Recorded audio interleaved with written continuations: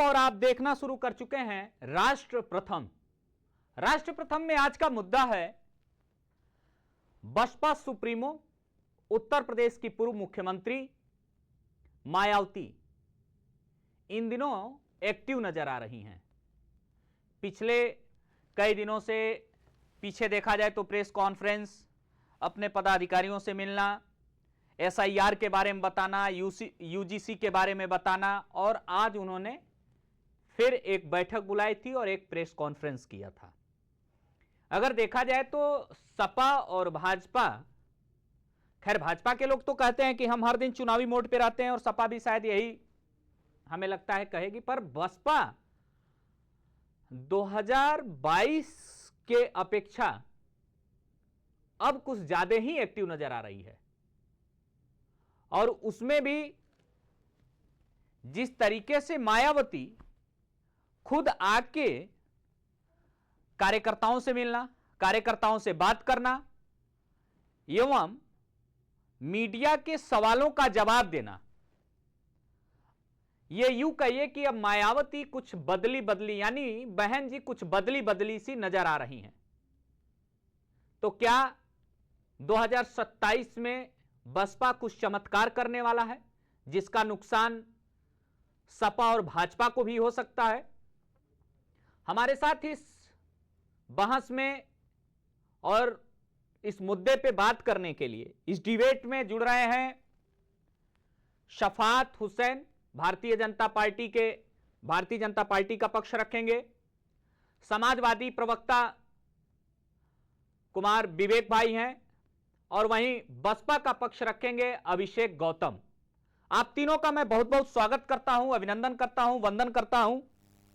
और क्या आप तीनों से मैं जानना चाहूंगा, मेरी आवाज आप लोगों को मिल रही है? विवेक भाई, सफात भाई, मिल रही है भाई साहब, मिल रही है। ठीक है, आप तीनों का बहुत बहुत मैं स्वागत करता हूं। और पहला सवाल होगा शफात भाई आपसे कि क्या मायावती अब फॉर्म में आ रही, जिसका नुकसान आपको हो सकता है क्या?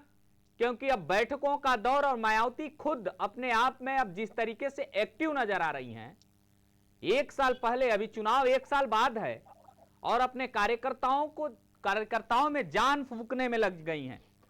हालांकि उन्होंने यह भी आरोप आज लगा दिया है कि विपक्ष हमारी पार्टी को तोड़ने की कोशिश कर रहा है। शफात भाई। अनूप जी और सभी वक्ताओं को मेरा सादर नमस्कार। नमस्कार भाई साहब जी, चुनाव 27 का करीब है और सभी दल को लगता है कि हम तैयारी करें और हम सत्ता में आए। ठीक बात। जहां तक बहुजन समाज पार्टी और मायावती जी का कथन है, और जैसा कि आपने कहा कि ये भाजपा को ये नुकसान करेंगी, तो मैं साफ तौर पर कहना चाहूंगा उत्तर प्रदेश के किसी भी दल में इतनी हैसियत नहीं है कि भारतीय जनता पार्टी का नुकसान कर सके। ये ओवर कॉन्फिडेंस है सब बात भाई। दूसरी बात मैं ये कहना चाहूंगा कि मायावती जो इनकी पार्टी है बहुजन समाज पार्टी जी, मात्र एक झंडा और बैनर बेचने की दुकान है। ये 27 में अपनी हैसियत देख चुके हैं जी कि चुनाव लड़ने के बाद 2 सीटें जीत करके आई थी, और चूंकि चुनाव करीब है और धन की कमी होगी तो उसको धन उगाही, चूंकि इसके लिए बहुत बड़ा एक कहा जाता था। शफात भाई एक आरोप लगा रहे हैं, दुकान सजाने का प्रयास कर रही हैं मायावती से, क्योंकि सब 22 में जब इनको 2 सीटें मिली तो ये 27 में क्या करेंगी और भारतीय जनता पार्टी का नुकसान क्या करेंगी? क्योंकि इन सारी पार्टियों से 70 साल में जो प्रदेश को नुकसान हुआ, जो प्रदेश में दंगे हुए, विकास की ओर आगे नहीं बढ़ सका, उन सारी चीजों को अब जनता समझ चुकी है कि ये लोग आएंगे तो प्रदेश में फिर दंगे शुरू हो जाएंगे, विकास ठप हो जाएगा। इसलिए जनता अब जागरूक हो चुकी है। चलिए को हाथ पैर ये आप बहुत बड़ी आरोप भी लगा रहे हैं कि आप झंडा बैनर बेचने के लिए आइए। शफात भाई ये आप आरोप लगा रहे हैं और मैं अपनी टीम से कहूंगा कि आपके आरोप को ब्रेकिंग चलाया जाए कि आप कह रहे हैं कि बसपा झंडा बैनर बेचने की दुकान है और मायावती को फंड की कमी हो गई है। खैर मैं आऊंगा, मैंने झंडा बैनर बेचने की दुकान रह गई है। अब पार्टी नाम की कोई चीज नहीं है। और इतने दिनों से इनके प्रवक्ता टीवी पर नहीं आते थे, बात का आप खुद गवाह हैं इस आ बात गए हैं। के। उनके ये लोग मना कर देते थे कि पर्सन हम है डिबेट हमारे में नहीं साथ आएंगे। अभिषेक आखिर गौतम उनके साथ हैं। चुनाव से पहले ये घोषणा की हम तैयार हैं और मेरा कार्यकर्ता मजबूत है। आप किन लोगों के लिए जिनको आप ठगने का काम कर रहे थे, अपने समाज के लोगों को ठगने का काम कर रहे थे, उनको लगा कि नहीं भाई भारतीय चलिए जनता पार्टी ठीक है सवाल जमीनी भाई, स्तर मैं पर हमें अभी समझने का काम डिबेट की करती है। शुरुआत हुई है, अभी डिबेट की शुरुआत हेलो। हुई है। मैं विवेक भाई के पास जाना चाहूंगा। विवेक भाई मेरी आवाज आपको मिल रही है? बिल्कुल आ रही है, बिल्कुल आ रही है। क्या भाई, इधर बसपा ने तो अपनी तैयारी शुरू कर दी है, आप क्यों शांत हैं? और कहीं ऐसा तो नहीं कि बसपा अगर फॉर्म में आएगी तो सपा अनफॉर्म हो जाएगी? विवेक भाई देखिए अनूप जी, बहुत ही अच्छे विषय को आप लेकर के आए हैं जी। और इसके लिए आपको बहुत बहुत धन्यवाद। मंच पे उपस्थित जी, धन्यवाद। सभी मित्रों को मेरा बहुत बहुत धन्यवाद जी। देखिए ये बात तो भाजपा भी जानती है कि उत्तर प्रदेश में अगर बात विपक्ष की हो, प्रमुख विपक्ष की हो, तो समाजवादी पार्टी के आगे बसपा कहीं भी नहीं टिकती, पहली बात। दूसरी बात, जिस प्रकार से लगातार मायावती जी लंबे समय से मौन रही, चाहे वो दलितों के मुद्दे पे, चाहे अपने कोर वोटर्स के मुद्दे पे, जिस दल की, जिस जाति की राजनीति के का उनको आधार और प्रतिबिंब बताया गया, उनके मुद्दों पे, आरक्षण के मुद्दों पे, चाहे समस्याओं की बात हो, आवास की बात हो, पेयजल की बात हो, मायावती जी और मायावती जी के पदाधिकारी कहीं किसी एक मुद्दे पे अगर पूर्ववर्ती में सक्रियता से बोलते हुए, मुखर होते हुए, स्पष्ट रूप से कहीं प्रेस कॉन्फ्रेंस करते हुए, चाहे आंदोलन करते हुए सदन में दिखाई दिए हो, चाहे बाहर दिखाई दिए हो, जमीन पे दिखाई दिए हो, सड़क पे दिखाई दिए हो, जनता के बीच दिखाई दिए हो, तो मुझे लगता है कि मायावती जी के लिए 1% अपॉर्चुनिटी कहीं ना कहीं होती। लेकिन जिस आप प्रकार से लंबे भाई दौर साहब, से आप बसपा- कौन सा सदन से सड़क तक बहुत हंगामा किए हुए हैं क्या? नहीं, आप भी मायावती जी, विवेक एक मिनट भाई। में देखो। मायावती जी देखिए, मीडिया, मुझे ये बात समझ में नहीं आती कि मीडिया किस कैमरे से खबरें देखना अब चाहती है। और आपको नहीं कुछ समझ में आएगा तो मीडिया पे सवाल कर दोगे? अरे मैंने कहा मीडिया पे कि सवाल आप नहीं किया। एक मिनट, मैं अपनी बात तो पूरी कर लूं। जी अभी वार्ड नंबर 5 में जो जी। हमारे समाजवादी पार्टी के कार्यकर्ताओं के ऊपर एफआईआर हुई बीएलओ के प्रकरण को लेकर के, जी वो हल्ला बोल नहीं था तो और क्या था? तो मुझे लगता है कि देखिए, चलिए मान लेते हैं कि आपकी नजर में वो भी हल्ला बोल कहीं ना कहीं सड़क पे उतर रहा अगर नहीं है, तो मैं कहता हूं कि समाजवादी पार्टी के सामने बसपा कहां स्टैंड करती है, जरा ये बता दीजिए। ठीक बात लंबे है। समय से- मैं मानता हूं विवेक भाई, मैं आपके साथ हूं और मैं मानता हूं कि आपका जनाधार है, वो चाहे लोकसभा में हो या विधानसभा में, और उसके अपेक्षा बसपा बहुत पीछे है। पर जो बसपा तैयारी कर रही है, मेरा सवाल था, जो तैयारी बसपा तो तैयारी देखिए, कर रही है, क्या तैयारी वो तो सपा का आज- नुकसान हो सकता है, या सपा के लोग सुनिए फिर से सुनिए अनु भाई, बुआ और तैयारी बबुआ तो- एक तो नहीं होंगे? सुनिए, आज एक सीतापुर में प्रकरण हुआ जिसमें कि तैयारी करके दूल्हा बारात लेके पहुंचा था और पहली बीवी आई और उसको मंच पे धुन दिया, क्योंकि तैयारी करके गया था। वो भी इसी तरह की तैयारी बसपा भी कर रही है। ठीक है। बसपा तैयारी तो कर रही है, लेकिन एक बात जान लीजिए, मायावती जी की स्थिति इस समय मात्र एक राजनीतिक गुड़िया की तरह है, जो केवल और केवल तब आगे आती हैं या तब उनको आगे लाया जाता है जब कहीं ना कहीं डैमेज कंट्रोल करना होता है, या पीडीए में सेंध मारनी होती है, या चाहे कहीं जब उनको लगता है कि उनकी पार्टी अब का जो आपने 50-50 इशारों ही है, वो इशारों भी में एक समाप्त हो तीर जाए। चला दिया भाजपा की तरफ विवेक भाई। वैसे आप बहुत नहीं, मजे हुए मैंने तो भाजपा मजे का हुए नाम ही नहीं प्रवक्ता लिया। हैं और बहुत वैसे नहीं, मैंने पेशे से भाजपा आप का नाम ही वकील नहीं हैं, लिया। देखिए, देखिए, तो देखिए, बात आ जाए, देखिए, शब्दों का बाढ़ देखिए, आपने देखिए, चला दिया है। ना नानू भाई, बात पूरी आने दीजिए। देखिए, एआईएमआईएम के साथ जिस तरह से मायावती जी के गठबंधन की बात सामने आ रही है, ये आप भाई भाजपा पे तो तीर आपने चलाया, भाजपा का नाम मैंने तो लिया ही नहीं था। मैं तो एआईएमआईएम का नाम ले रहा हूँ, भाजपा का नाम तो अरे जो आप तीर जहां बैठ के तीर जहां से चला रहे हैं, उस तीर को मैं बखूबी देख रहा हूं, वो कहां जा रही है? आईआईएम मैं तो एआईएमआईएम का मैं वही कह रहा हूं, एआईएम पे साध के उधर भाजपा की तरफ जा रहे हैं, क्योंकि आप पेशे से प्रवक्ता हैं। मुझे शब्दों की आपके पास कहीं कमी नहीं है, मैं जानता हूं। आप पता नहीं क्यों भाजपा का नाम मेरे मुंह में डालना चाहते हैं, नहीं। लेकिन स्पष्ट स्थिति है कि एआईएमआईएम के साथ बसपा के गठबंधन की चर्चा। चलिए, बसपा के एक साथी भी हमारे साथ जुड़े हुए हैं, अभिषेक गौतम जी। अभिषेक जी, हमारी आवाज आप तक जा रही है? जी जी भाई साहब, आ रही है। भाई अभिषेक गौतम जी, आप लोग धीरे धीरे फॉर्म में वापसी कर रहे हो, मतलब आपकी टीम कप्तान है अब थोड़ी संगठन को लेकर, और संगठन कार्यकर्ताओं के बीच में अब लग रहा है कि जो गैप हो गया था उस गैप को भरने की कोशिश कर रही हैं और 27 की तैयारी में वो लग चुकी हैं। क्या कुछ कहेंगे अभिषेक भाई? सबसे पहले भाई आपके सभी दर्शकों को और जो भी इस पैनल में हमारे भाई बैठे हैं सभी को मेरा जय भीम जय भारत जी। जैसा कि आपने कहा है तो मैं अपनी बात रख रहा हूं कि देखिए बहुजन समाज पार्टी के साथ साथ एक मिशन है जी, और एक वो मिशन है जो बहुजन समाज में जन्मे सभी संत विवेक जी, गुरु महापुरुषों द्वारा अभिषेक जी की चलाया जा रहा आवाज था। साफ नहीं आ रही। हाँ ठीक है, अभिषेक जी आवाज आ रही बोलिए, मेरा? आप बोलिए। तो सभी जो महापुरुषों द्वारा जो मिशन चलाया जा रहा था जी ये वो मिशन है। मिशन के साथ ही एक पार्टी है और माननीय बहन जी ने आज लखनऊ में जब बैठक करी है पूरे प्रदेश के विधानसभा स्तर से लेकर के जी प्रदेश स्तर तक सभी कार्यकर्ता आज लखनऊ में प्रदेश कार्यालय पे मौजूद थे।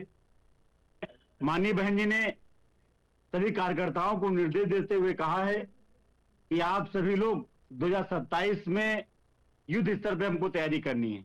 तो क्या और सभी कार्यकर्ता- एक साल पहले आपको याद आया है कि जी। अब एक्टिव हो जाना चाहिए अभिषेक भाई? नहीं भाई साहब, हम अपनी बात कह रहे थे, आपकी बात का जवाब हम देंगे। जी हमारा प्रत्येक कार्यकर्ता बहुजन समाज पार्टी का, चाहे वो प्रदेश अध्यक्ष जी ही क्यों ना हो, जी यानी कि ये कह लीजिए आप सेक्टर से बूथ से लेकर के जी राष्ट्रीय स्तर के शीर्ष नेतृत्व तक का कार्यकर्ता अब आपको गांव में देखने को पहले से मिल रहा था और अब आगे और भी सक्रिय हो गया है। जी क्योंकि हमसे पहले एक प्रवक्ता साहब बोल रहे थे भाई साहब हमारे जी कि जो है बहुजन समाज पार्टी झंडा बेचने की दुकान रह गई। हाँ हाँ बोले। उनको हमारा जवाब है। हाँ शफात जी भाई ने साहब, कहा उनको कि भाई हमारा आप जवाब झंडा है। बैनर बेचने के लिए आए हो। जी, उनको हमारा ये जवाब साफ शब्दों में है जी कि देखिए बहुजन समाज पार्टी झंडा बेचने की दुकान नहीं है। जी बहुजन समाज पार्टी ने आपने देखा होगा जी। कि बहुजन समाज पार्टी की ही एक वो पार्टी है जिनकी रैलियों में हमने भारतीय संविधान दिखता देखा होगा, वो आज से नहीं पहले से। और दूसरी बात जो भारतीय जनता पार्टी है, ये किस पार्टी की बात कर रहे हैं? अरे ये 38 दल मिलकर के 38 दल मिलकर के आज चुनाव लड़ रहे हैं। अकेले लड़ने की हिम्मत नहीं है। आप भी 38 गठबंधन दल। में रहे हो अभिषेक भाई, आप जी। भी गठबंधन में रहे हो? नहीं, आज वर्तमान की बात करिए भाई साहब। हाँ वर्तमान आज वर्तमान की बात करिए। 38 दल मिलकर के एक पार्टी की मुकाबला कर रहे हैं। क्या पता कि आगे आप सपा के साथ, कांग्रेस के साथ, किसी के साथ गठबंधन कर लो, भाजपा के साथ कर लो। भाई आप ऐसा किए भी हो? भविष्य किसी ने नहीं देखा है, लेकिन ठीक आप बात। उतनी बड़ी बात करें, गांव में कहावत कही जाती है ठीक कि है, सूप बोलो ठीक है, चलनी बोल रही यहाँ पर। चलिए बहुत अच्छा। सूप अरे तो 38 सूप चलने वाली दल बात मिलकर पे ही के आऊंगा आज एक पार्टी सफात भाई के मुकाबला कर पास। रहे हैं।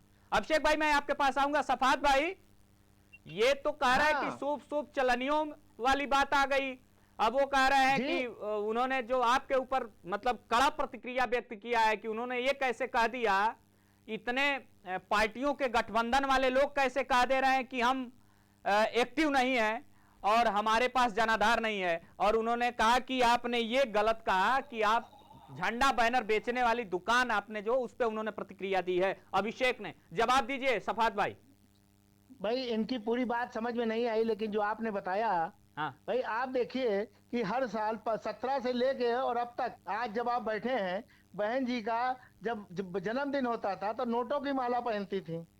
भाई आज तक इनका वो नहीं दिखाया कि बहन जी को आपके पेट जन्मदिन में कब क्यों मनाया दर्द जा रहा है? आप भी जाइए दूसरी अपने चीज- राष्ट्रीय अध्यक्ष को नोटों का माला चीज- पहनाइए। कौन रोक रहा है? दूसरी चीज सुन लीजिए, ये किस आधार पर सत्ता पे आएंगी? जब ये कहती थी चल गुंडों की छाती पर, है ना, और मोहर लगाओ हाथी पर। गुंडे तो अब धरातल में चले गए, तो अब किस नारे के साथ ये बीच में आ रही हैं? और जब इन्होंने अपने कार्यकर्ताओं को और प्रदेश की जनता को ठगने का काम किया, किस तरह से ये अपने टिकटों को करोड़ों रुपए में बेचने का काम करती थी, तो अब दुकान नहीं कहा जाएगा तो और क्या कहा जाएगा? ये आप कैसे जब कह सकते हैं 27 कि में करोड़ों इनको में वो 2 बेचती सीटें थी? आई, आप भी गए जब थे क्या? 27 में ये 2 सीटें जीत कर आई, अब 22 के चुनाव में ये फिर बीच में अभी तक कहाँ थी? 5 साल कहाँ सड़कों पर दिखी? कहाँ इनके कार्यकर्ता थे? अरे तो अभी तक चुनाव नहीं था, अब चुनाव आया है, एक्टिव हो गई है। आप भी चुनाव में एक्टिव हो जाओगे। और बसपा की, इनका वोट बैंक होता है मुस्लिम समाज उत्तर प्रदेश में, और मुस्लिम समाज भारतीय जनता पार्टी से जुड़ रहा है। अब इनको तो सभासदी जीतने में इन दोनों को जो है लोहे के चने चबाने पड़ेंगे। तो ये सारी चीजें जनता देख रही है, और इनको झंडा बैनर की दुकान न कहा जाए तो और क्या कहा जाए? ऐसा है कि आप भाई एक आप ही बताइए आरोप ना दोनों पे लगाते हैं, क्या बसपा और सपा कार्यकर्ताओं के पे। बीच में। अब चुनाव का 6 महीना रह गया तो अब हम जागरूक हो गए हैं, जनता के बीच में आ गए हैं। तो अब आप भी झंडा तो वंचर बेचो, घर भाई में चले चुनाव जाओ। आएगा तो भी आप चुनाव से पहले तो एक्टिव हो, आप भी तो चुनाव आएगा तो आप भी एक्टिव हो गए, आप भी समीक्षा बैठक करते हो। पार्टी 22 के चुनाव में सिर्फ 2 ही सीटें जीतेगी, इससे ऊपर ये बढ़ ही नहीं सकती। चलिए, क्यों? मतलब और एक समाजवादी पार्टी का ये सीधा सीधा मेरा कहना भाजपा है, के अगर मुसलमानों ने साथ छोड़ दिया तो ये सभासदी नहीं जीत पाएंगे, इनकी हैसियत नहीं सभासदी तब जीतने की। आप ऐसा है कि शफात भाई जी मेरा मानना यह है कि आप आरोप जो लगा रहे हैं तो यही आरोप आप सपा पे भी लगाएंगे। मैं खैर अब आता हूं विवेक भाई के पास। विवेक भाई अभी हमको ये अलायंस बता रहे हैं, हमारा अलायंस ईमानदारी से काम कर रहा है, जनता के बीच में काम कर रहा है। और आप भी अलायंस, चलिए आपकी अलायंस जनता के बीच काम कर रही है और बहन की जनता के नेताओं की जमानत जब्त हुई थी। सपा तो जनता के बीच है ना सफात भाई? समाजवादी पार्टी जनता के बीच में नहीं है, ये अपने कार्यकर्ताओं के बीच में नहीं है भाई। अच्छा चलिए, समाजवादी भी नहीं है और बसपा भी नहीं है, यानी अकेले आप हैं विवेक भाई। भारतीय जनता पार्टी का एक कार्यकर्ता और उत्तर प्रदेश की 25 करोड़ की जनता भारतीय जनता पार्टी के साथ। ठीक बात है, हम आएंगे तीसरे राउंड में आपके पास। विवेक भाई जी, भाजपा के कार्यकर्ता फील्ड में हैं, काम कर रहे हैं, अब आप बताइए आपके कार्यकर्ता कहां हैं, और अगर बसपा एक्टिव हो रही है तो सपा का नुकसान क्या है उसमें? देखिए, दो बातें पहले तो समझनी पड़ेगी। शफात भाई ने अभी कहा कि 25 करोड़ जनता भाजपा के साथ है, तो 25 करोड़ जनता का वोट भाजपा को ही मिला होगा पिछले चुनाव में। अभी आप ही बात कर लीजिए, आप दोनों लोग बात कर लो। हाँ, मैं अपनी बात ही रख रहा हूँ। 27 के चुनाव की बात कर रहा हूँ भाई, इनसे बुलवा लीजिए। देखिए, इस तरह डिबेट नहीं हो पाती। नहीं ठीक है, बुलवा लीजिए इनको। अगर इतना इंटरप्शन करना है, अगर सुनने की क्षमता ही नहीं है, कैसी सत्ता कैसी सरकार। मैं 27 के रिजल्ट की बात कर रहा हूँ। नहीं, मैं कह रहा हूँ कि जब इन्हीं को बोलना है तो कैसी सत्ता कैसी सरकार। मुझे पूछने का हक नहीं है, आप खुद ही अंदर खाने में जा रहे हैं। आप सपात भाई रुकिए, आप लोगों की बड़ी गहरी प्रतिद्वंदता है और दोस्ती है, मैं जानता हूं, मगर विवेक भाई बोलिए, आप दोनों को दर्शक सुनना चाहिए। दो बातें शफात भाई ने जो बात कही थी उसके अनुसार तो 25 करोड़ जनता पूरी भाजपा को वोट दे रही है। हमको तो जो सीटें मिली हैं लोकसभा चुनाव में, वो तो आसमान से अवतरित हुई थी और ब्रह्मांड से हमको भगवान ने, ईश्वर ने कृपा प्राप्त करके हमने वहां से लेकर के हम संसद में जाकर के बैठ गए। मतलब ऐसे हास्यप्रद तर्क प्रस्तुत करते हैं। भाई देखिए, इस देश में जितनी भी राजनीतिक दल है, चाहे वो क्षेत्रीय दल हो, चाहे छोटे हो बड़े हो, प्रतिशत के आधार पे सभी दलों का छोटा मोटा, चाहे थोड़ा ज्यादा थोड़ा कम, सभी का जनाधार है। और मुझे लगता है कि अति अहंकार का जो परिचय ये लोग देते हैं बार बार, जिस मुसलमान की ये बात कर रहे हैं उस मुसलमान को लेकर के अभी 4 धामों में जिस तरह से बैन किया गया है, उसको मुसलमानों को लेकर के जिस तरह की चर्चा का विषय बनाया गया, संभल में जिस तरह की स्थितियां उत्पन्न हुई, जिसमें कि सुप्रीम कोर्ट और सदन में चर्चा हो रही है, मुझे लगता है कि उत्तर प्रदेश को जंगल राज इसके पहले कभी नहीं कहा गया। जो वर्तमान सरकार मौजूद है, सुप्रीम कोर्ट ने इतनी तल्ख टिप्पणी कभी पूर्ववर्ती सरकारों के लिए नहीं। सवाल है विवेक भाई कि हम लोग बसपा एक्टिव है और उस पर बात कर रहे हैं, वे कभी और बात कर लेंगे। हम ये जानना चाहते हैं कि क्या आप बसपा को 27 में कहां देखते हैं? नहीं, हम चाहते हैं कि बसपा एक्टिव हो। हम तो खुद चाहते हैं कि बसपा एक्टिव हो जाए। अच्छा। और हम चाहते हैं कि बसपा AIMIM के साथ एक्टिव हो, क्योंकि बसपा के एक्टिव होने से हमें फायदा ये होगा कि जाटो वोट, जो भाजपा का कोर जाटो वोट है, जो भाजपा का कोर मुस्लिम वोट है, जैसा कि शफात भाई का दावा है, जो इनके अल्पसंख्यक मोर्चे से जुड़े कोर वोट है इनके, बसपा कहीं ना कहीं उसमें सेंधमारी अगर 2 से 3-4% भी करती है, वो हमारे लिए ठीक ठाक रहेगा, फायदेमंद रहेगा, हमारे लिए फायदेमंद सौदा है वो। हम तो चाहते हैं कि बसपा AIMIM के साथ आए और वो उत्तर प्रदेश में चुनाव लड़े। अभिषेक गौतम, सपा आपका समर्थन कर रही है कि आप एक्टिव हो जाओ और उनको फायदा है, तो कहीं ना कहीं देखिए एक दोस्ती का हाथ उन्होंने बढ़ा दिया है, क्या कुछ कहेंगे अभिषेक भाई? नहीं, दोस्ती का हाथ तो AIMIM के साथ इनका बना हुआ है। हम तो चाह रहे हैं कि ये भी आए और चुनाव लड़े, ताकि जो भाजपा के कोर वोट बैंक में जो पिछड़े वर्ग के कोर वोट को डैमेज करेगी, उसका बेनिफिट हमको मिलेगा। अभिषेक भाई अपनी बात कह लें भैया। जी बिल्कुल। देखिए, बसपा किसी को फायदा नुकसान पहुंचाने के लिए चुनाव नहीं लड़ती है। ठीक बात। बसपा इस बार 2027 में पूर्ण बहुमत की सरकार बनाने के लिए पूरी दमखम से पूरे युद्ध स्तर की तैयारी करके चुनाव लड़ रही है, और मुझे उम्मीद नहीं, पूरा भरोसा है कि उत्तर प्रदेश की जनता अच्छा, के किन साथ मुद्दों पे गठबंधन बसपा आ करके रही है जनता के बीच में? 2027 में यूपी की जनता के साथ गठबंधन करके पूर्ण बहुमत से हम उत्तर प्रदेश में जो सरकार बनाने जा रहे हैं और माननीय बहन जी इस प्रदेश की मुख्यमंत्री कुछ बनने सवाल जा रही पूछना हैं। चाहते हैं वो आपसे इसलिए बनने जा रही हैं, आपसे विवेक वो भाई, इसलिए बनने जा रही हैं। अभिषेक जी, विवेक जी सवाल करना चाहते हैं आपसे, कुछ पूछना चाहते हैं, बताइए विवेक जी। मैं बड़े सम्मान के साथ अपने गौतम भाई से ये पूछना चाहता हूं कि बसपा किन मुद्दों के साथ जनता के बीच में जाएगी? मतलब पूर्ववर्ती में बसपा ने किन मुद्दों को प्रमुखता से उठाया या किन मुद्दों के लिए संघर्ष किया है, जिनको लेकर के बसपा धरातल पे जनता के बीच में जाने की योजना बना रही है, जरा उसको स्पष्ट कर दें। उत्तर प्रदेश की जनता ने समाजवादी पार्टी की सरकार देख ली, उत्तर प्रदेश की जनता ने भारतीय जनता पार्टी की सरकार देख ली। आपका मौन भी तो देख लिया, आपका मौन भी तो देख लिया। इन दोनों की सरकारों में उत्तर प्रदेश के नौजवान वो उनको कोई रोजगार नहीं मिल पाया, उत्तर प्रदेश किसानों को उनकी आय नहीं बढ़ पाई, हर तरह गुंडा गर्दी चरम रही। इन चीजों से उत्तर प्रदेश की जनता त्रस्त हो चुकी है, इसलिए फिर से मन बना रही है कि उत्तर प्रदेश में 2027 में माननीय बहन जी को फिर से सरकार। बोलिए विवेक भाई, बोलिए विवेक भाई। अनु भाई देखिए, मैंने बड़ी प्रमुखता से सिर्फ एक सवाल पूछा था, बड़ी मासूमियत सा सवाल था वो, कि किन मुद्दों के आधार पर बसपा जाएगी। इन्होंने उस विषय को प्रमुखता से उठाने का काम किया जो हमारे और सत्ता दल के बीच के मतभेदों का महत्वपूर्ण मुद्दा है, केवल और केवल क्या, सुरक्षा व्यवस्था।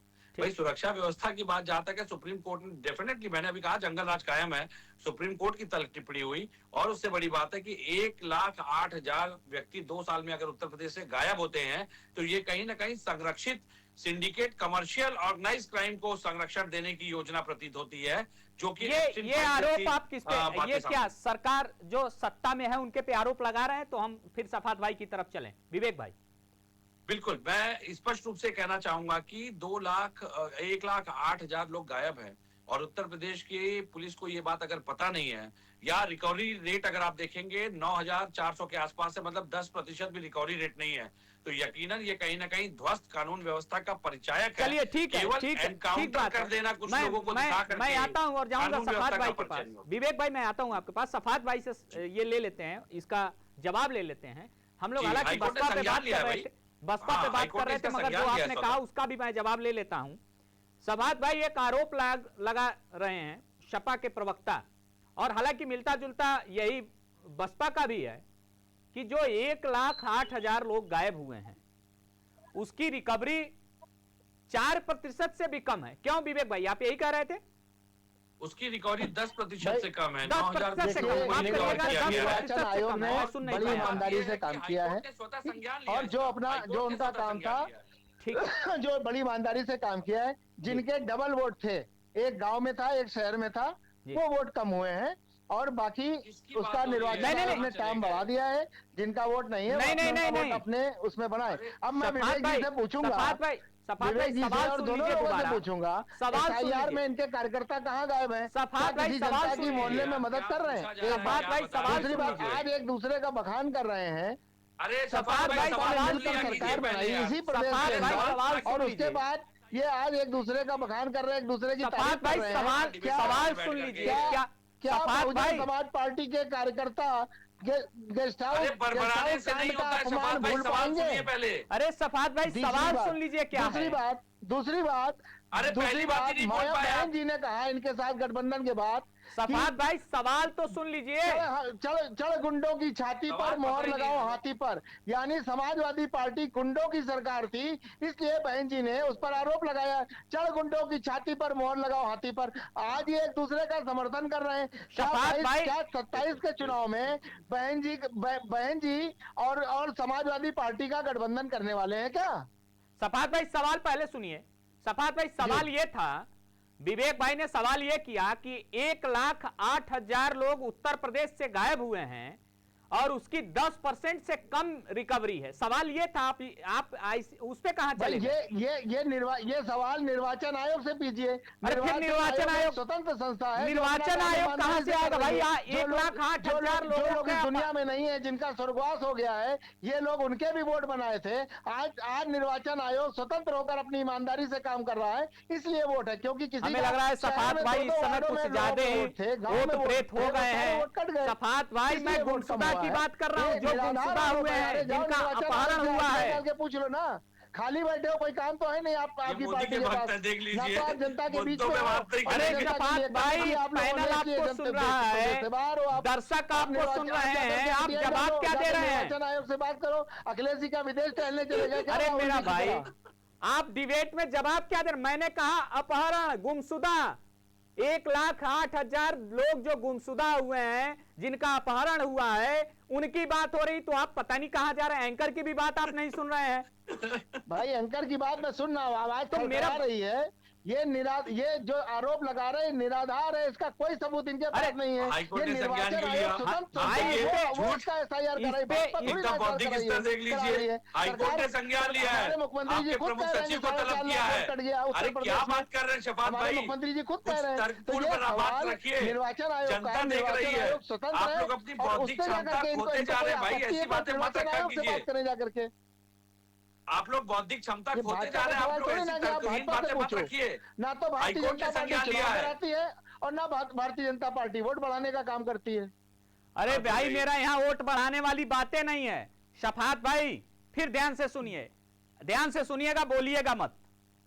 जी सवाल ये था कि उत्तर प्रदेश में 1,08,000 लोगों का संदिग्ध रूप में गायब होना, संदिग्ध रूप में मतलब अपहरण हो जाना, गायब हो जाना, और उसमें पुलिस प्रशासन ने 10% से कम रिकवरी है खोजबीन की, और इस पे हाई कोर्ट ने तल्ख टिप्पणी की है। सरकार से स्वतः संज्ञान सवाल लिया जवाब है। पूछा है कि भाई इस तरीके से उन्होंने आपके कानून व्यवस्था पे सवाल उठाया हाई कोर्ट ने। सवाल ये था मेरा भाई, भाई आपका जो सवाल है कि 1,60,000 1,08,000 जो लोग गायब, ये एसआईआर में गायब है ना? अरे नहीं, एसआईआर में नहीं, अपहरण, अपहरण, अपहरण, फर्जी आरोप है, संदिग्धता रूप फर्जी में आरोप है, गायब हो जाना। अपहरण, गुंडागर्दी सपा बसपा और कांग्रेस में दौर हुआ करता था। अरे भाई, इस अपहरण सरकार में जो इस आरोप तरह लग रहा है की- भाई, जो हाई इस कोर्ट तरह ने की आपको कृत्य कहा है। करेगा, वो सीधे जेल में जाएगा।